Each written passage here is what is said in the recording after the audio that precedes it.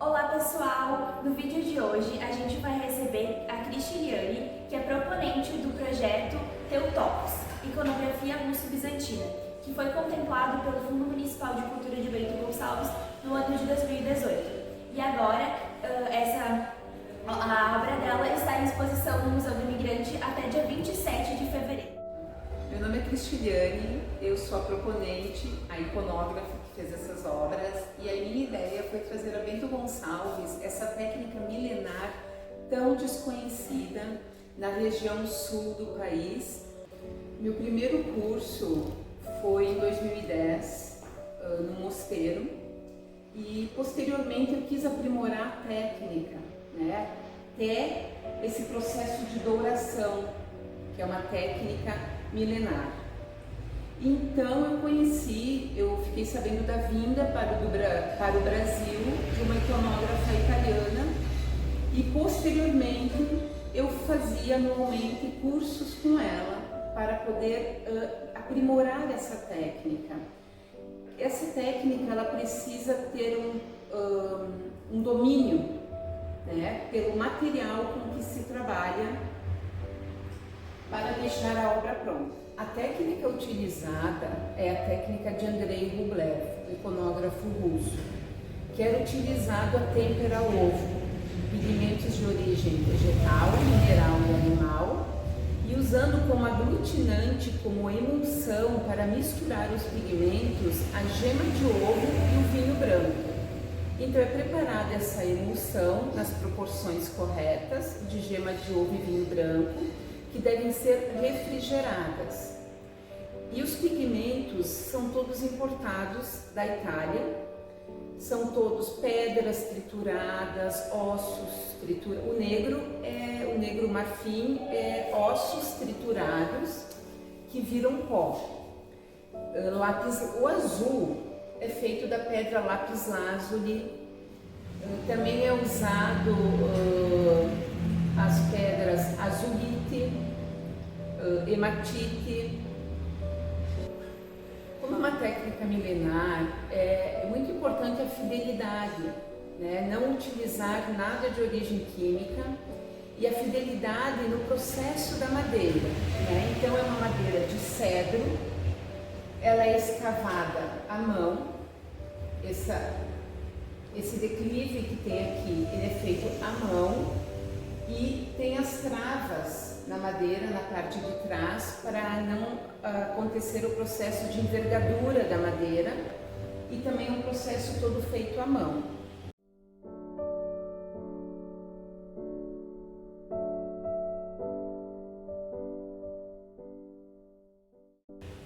Sobre a madeira é utilizada uma cola de origem animal, cola de coelho, granulada.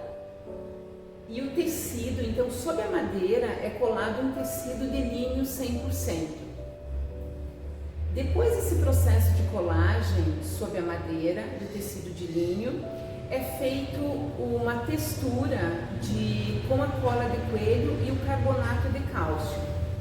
E são 10 demãos desse preparado para formar a tela com uma secagem de 12 a 24 horas, dependendo da umidade do tempo. Quando a tela está pronta, com todas as demãos preparada, aí se coloca a grafia do desenho, toda a parte aonde vai os pigmentos. Então é delimitado na tela aonde vai o ouro e aonde vão os pigmentos. Após feita a grafia desse trabalho, então começamos o processo de douração.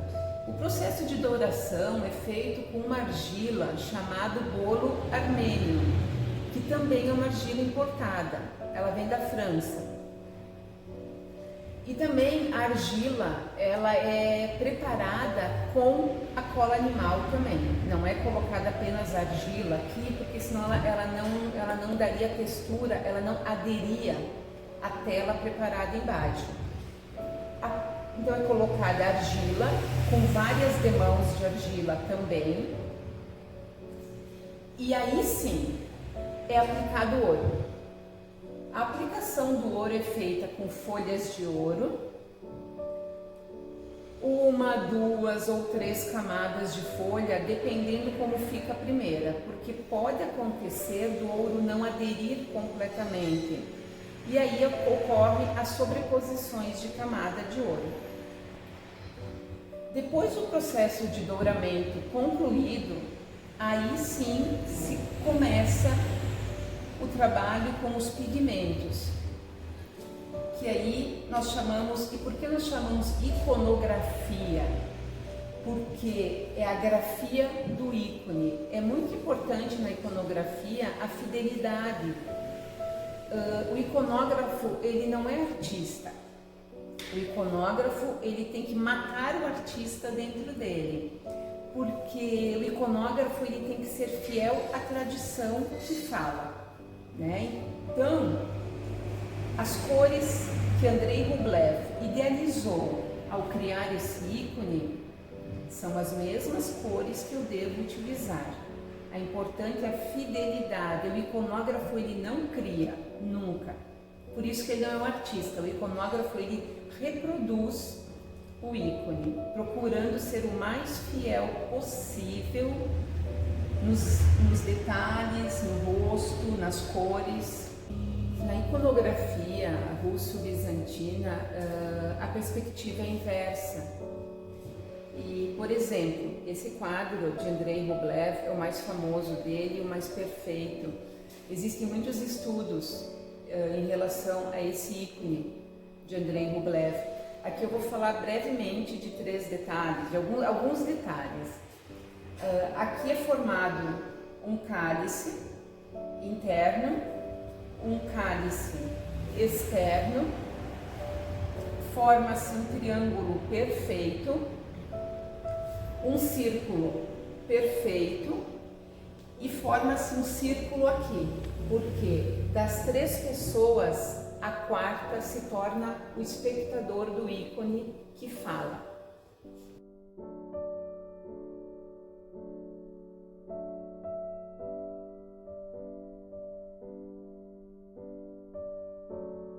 Este ícone, ele é um ícone alemão, é a Virgem de Bresnice.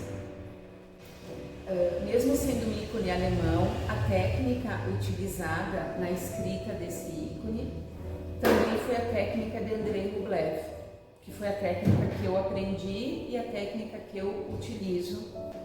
Um questionamento que foi feito sobre esse pigmento, o manto, como que o pigmento aderiu ao ouro, né? O questionamento foi esse. Então, esse pigmento aderiu ao ouro porque é usado um produto chamado fel de boi ou bile de boi. Também, como foi dito antes, todos os pigmentos de origem vegetal, mineral ou animal. Então, com a utilização desse produto fel de boi, aí ocorre a aderência do pigmento sobre o ouro para ele não vir posteriormente a descolar e cair.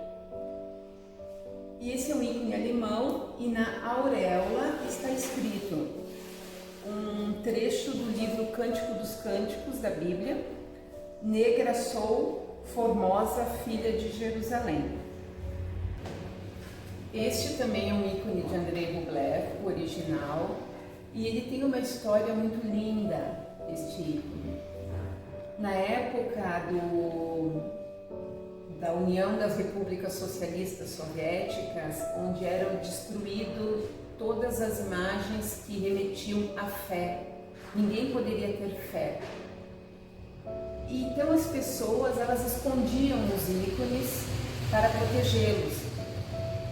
Os ícones das igrejas naquela época, eles eram todos destruídos.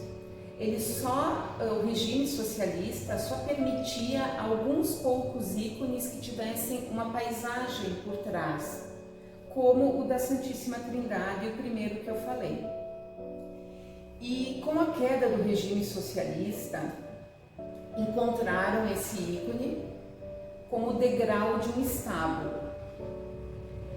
Eu creio, a opinião minha, né, eu creio que ele foi colocado como um degrau no estábulo para esconder para que ele fosse ali preservado e escondido, para que ele não fosse destruído.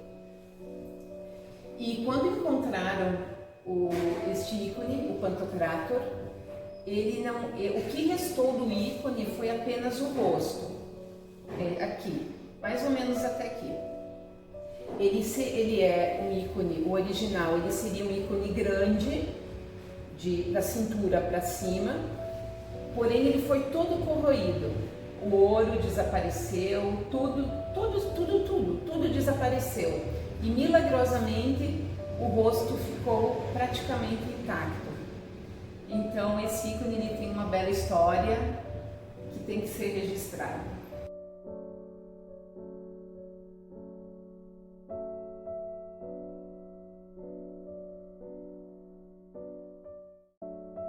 Este ícone também é um ícone russo, é o ícone da Virgem de Kazan. O ícone original da Virgem de Kazan, ele foi roubado, ele desapareceu. Posteriormente, fizeram um outro ícone da Virgem de Kazan, que ele é todo em prata ou ouro branco. Ele é um ícone todo feito em ouro branco, com esmeraldas. E esse ícone, posteriormente, que na Rússia, o ícone da Virgem de Kazan, ele é tido como um ícone milagroso, porque já protegeu a Rússia de muitas batalhas na época que esse ícone foi escrito na Rússia. E esse ícone havia desaparecido, havia sido roubado. Encontraram esse ícone depois nos Estados Unidos.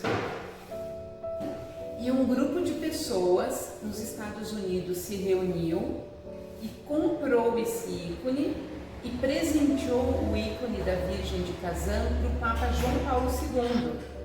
Embora seja um ícone russo, um ícone ortodoxo, mas esses cristãos nos Estados Unidos compraram, presentearam o Papa João Paulo II com este ícone. Posteriormente, antes da morte, João Paulo II devolveu o ícone para a Igreja Ortodoxa na Rússia.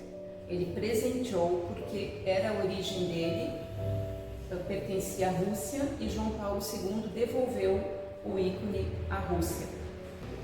Como a exposição, o nome da exposição é Theotokos russo, uma exposição russo-bizantina, este ícone é um ícone bizantino, é um ícone bizantino melquita.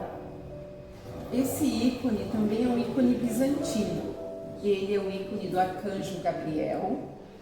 Ele se encontra no mosteiro de Santa Catarina do Monte Sinai, no Egito, e ele é do século XIII. Esse ícone é um ícone russo, ele é um ícone posterior, esse aqui é um ícone da escola de Rublev, não é de autoria de Rublev como os outros, mas ele é da escola de Rublev. E esse ícone também é um ícone russo, é um ícone de Andrei Rublev. Esse ícone é o arcanjo Miguel.